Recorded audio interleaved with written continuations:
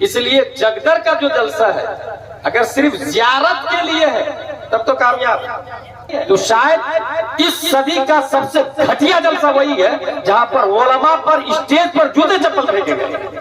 سلمان اظہری صاحب سلاخوں پر، مگر سلمان اظہری جیسے ہزاروں سلمان کو مفتی نظام الدین پیدا کر چکے۔ نمبر 18 دنیاوی مفاد کے لیے علم حاصل کرنا۔ میں عالم بنوں گا تو اچھا پیسہ ملے گا، میں نعت خوانی کروں گا تو شاعر بنوں گا تو اچھا پیسہ ملے گا، میں مضمون لکھوں گا تو اچھا پیسہ ملے گا۔ علم حاصل کیا دنیا کے لیے، قیامت تک۔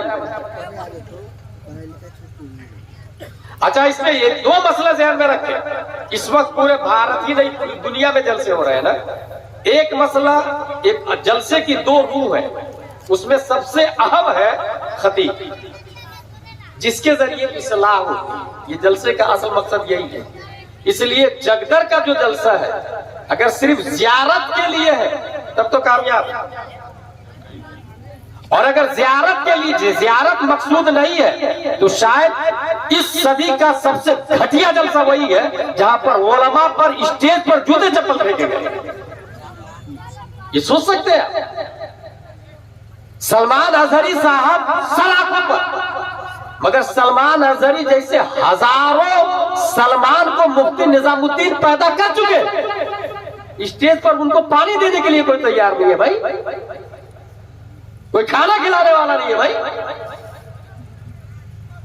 یہ اس وقت ہوتا ہے جب جاہل رئیس اپنی دولت کی بنیاد پر علماء پر حکومت کرنا شروع کرتے ہیں، اسٹیج نااہلوں کے حوالے کر دیتے ہیں، سسٹمائزیشن آف دا پروگرام کا جنازہ نکال دیتے ہیں۔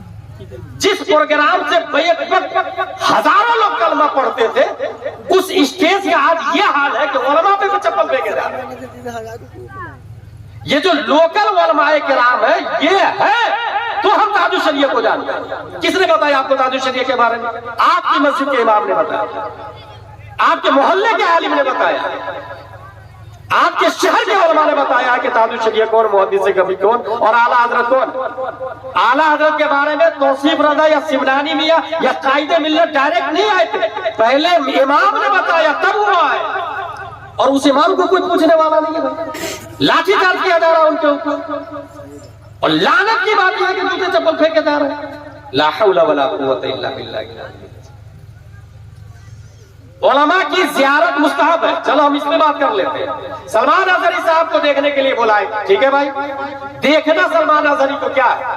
فرض، واجب، سنت موقدہ، غیر موقدہ، مستحب۔ اگر ڈیپ میں آپ دیکھتے ہیں یہ مستحب کے درجے میں آتا ہے، لیکن کسی عام مسلمان کو تکلیف دینا یہ حرام میں آتا ہے، اور علماء کو تکلیف دینا ڈبل حرام میں آتا ہے، اور جوتے مارنا، چپل پھینکنا یہ حرام ہی میں نہیں آئے گا، اگر علم کی جہت سے ہے تو کفر میں داخل ہو جاتا ہے۔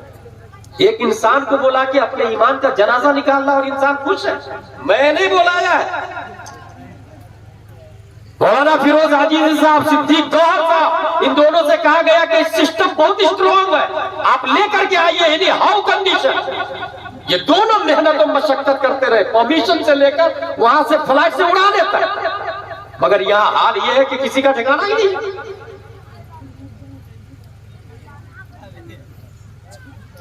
عالم خطیب ہونا چاہیے، عالم خطیب ہے یا نہیں یہ کون بتائے گا؟ یہ جاہل رئیس اور گاؤں کا مکھیا اور لیڈر اور پارشد نہیں بتائے گا۔ بھائی پیراسیٹامول کس کام کے لیے آتا ہے کون بتائے گا؟ مفتی بتائے گا؟ نہیں، مفتی کی بات زیرو ہے پیراسیٹامول کے معاملے، یہ ایم ڈی بتائے گا، ڈی ایم بتائے گا۔ فلیکسن کا کمپوزیشن کیا ہے یہ میڈیکل ڈپارٹمنٹ کا ایکسپرٹ بتائے گا۔ اس لیے کون عالم خطیب ہے کون نہیں ہے یہ علماء بتائے گا۔ اسٹیج کو اپنے علماء کے انڈر ٹیکنگ میں رکھیں گے تو قیامت نہیں آئے گی۔